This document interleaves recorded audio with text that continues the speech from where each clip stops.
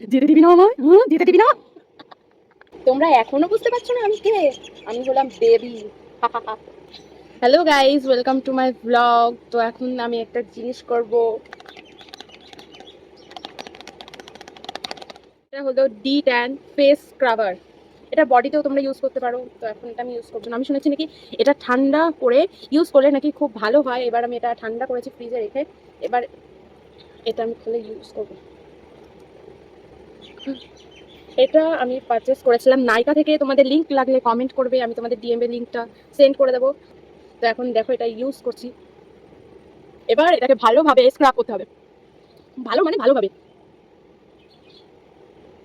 এটা এইভাবে করলে তোমার স্কিনটা এরকম ঝুলে পড়বে না, হাসবে, এরকম হয়ে যাবে, সুন্দর হয়ে যাবে। এরকম করে ফেস ম্যাসাজেরও একটু প্রয়োজন আছে। দেখ আমি সময় পেলে এসব করি, আমার খুব ভালো লাগে স্কিন কেয়ার করতে।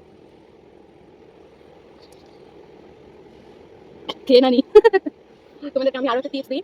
তোমরা পারলে সকালবেলা গাজর, বিট, আমলকি, ধরো একটা গাজর, একটা বিট, তিনটে বা দুটো আমলকি নিয়ে মিক্সিতে ভালোভাবে ওটা পেস্ট করবে। তারপর ওটার যেই রসটা, ওটা কোনোভাবে ছাঁকনি দিয়ে বা কোনো নতুন কাপড় দিয়ে চেপে চেপে বার করে ওটা তোমরা খাবে, রোজ রোজ খাবে, দেখবে স্কিনটা কত গ্লো করবে।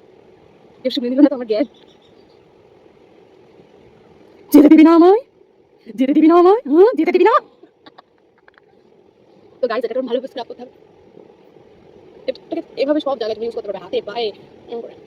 নাহলে মুখ ফর্সা, হাত পা কালো। অবশ্যই এটা আমাকে ফর্সা অবশ্য হয় না, খুব ট্যানিং গুলো চলে যায়, স্কিন গ্লো করে। আমি আগেও ইউজ করেছি, এটা একবার ট্রাই করেছিলাম, তাও ভালো রেজাল্ট পেয়েছি। মুখটা প্রচন্ড ঠান্ডা ঠান্ডা লাগছে।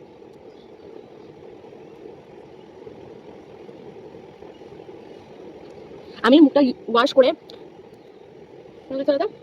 এখানে একটু কালো হলে দা নান, দা নান। তো আমি ফেসটা ওয়াশ করে এসে তোমাদেরকে রিভিউ দিচ্ছি। টাটা, ওয়েট করো 1 মিনিট। আমি ফেসটা ওয়াশ করে চলে এসেছি।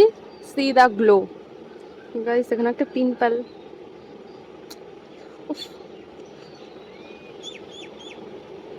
ফেসটাকে আমি ভালোভাবে মুছে নেবো।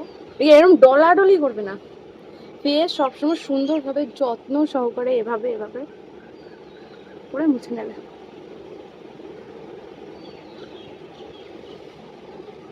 সি দা গ্লো, দেখতে পাচ্ছ? দেখতে পাচ্ছ গ্লোটা? তো লিঙ্কের জন্য কমেন্ট করো, আমি ডিএমএ সেন্ড করে দেবো তোমাদের। Comment for link. টাটা, দেখা হচ্ছে নেক্সট ভিডিওতে। সবাই ভালো থেকো।